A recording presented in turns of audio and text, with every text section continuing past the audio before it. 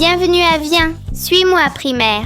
Cette semaine, nous étudierons la leçon intitulée « Ô Dieu, où es-tu » Elle couvre les sections 121 à 123 des Doctrines et Alliances. Commençons. Le prophète Joseph Smith a écrit ces sections en prison à Liberty, Missouri. Pendant des mois, il a enduré le froid, la faim et l'isolement, tandis que les saints étaient persécutés. Dans sa douleur, Joseph s'écria « Ô Dieu, où es-tu? Où est le pavillon qui couvre ta demeure ?»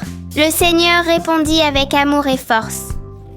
Il lui rappela que les souffrances, bien qu'intenses, seraient brèves et pour son bien. Cette réponse est aussi pour nous. Dieu ne nous abandonne pas dans la souffrance. Parfois, il permet les épreuves pour nous fortifier et nous rapprocher de lui. Quand on voit nos épreuves avec foi, même la douleur peut devenir une bénédiction. Le Seigneur a montré à Joseph que le vrai pouvoir ne vient pas de l'orgueil ou du contrôle. Le pouvoir spirituel vient de la droiture, la patience, la douceur, la bonté et l'amour pur.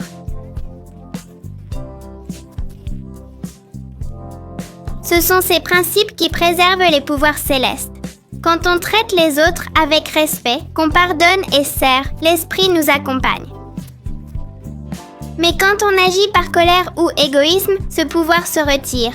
Le Seigneur nous donne son pouvoir pour bénir, pas pour dominer.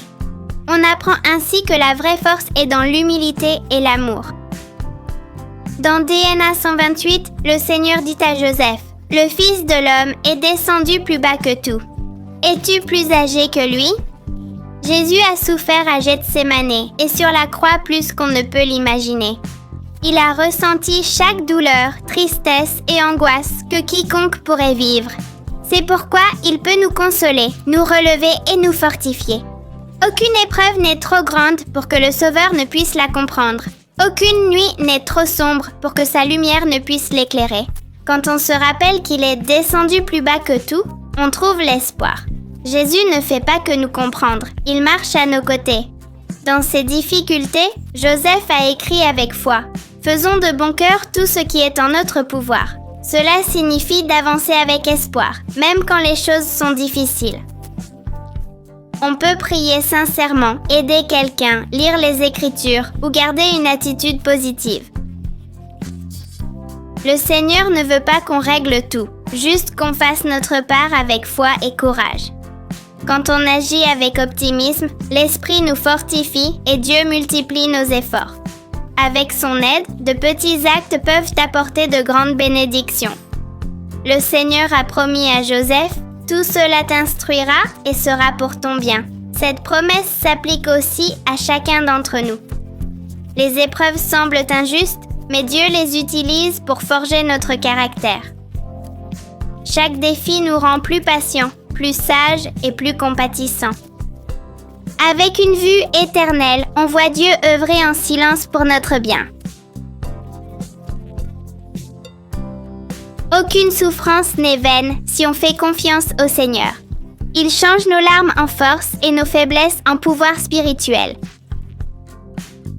Le Seigneur dit que les pouvoirs célestes s'exercent selon la justice.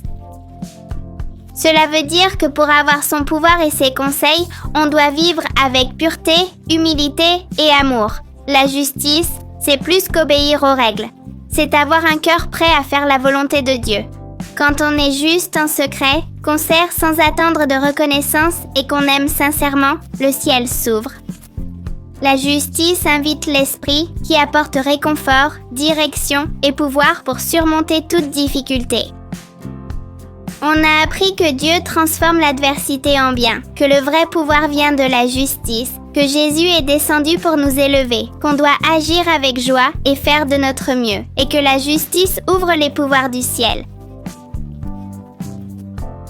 Le Seigneur connaît nos épreuves et ne nous abandonne jamais. Même quand on crie comme Joseph, « Ô Dieu, où es-tu » Il est là, œuvrant en silence pour nous. Nous sommes Daniela Trejo et Fernando Cabaletti et c'est Viens, suis-moi pour la primaire.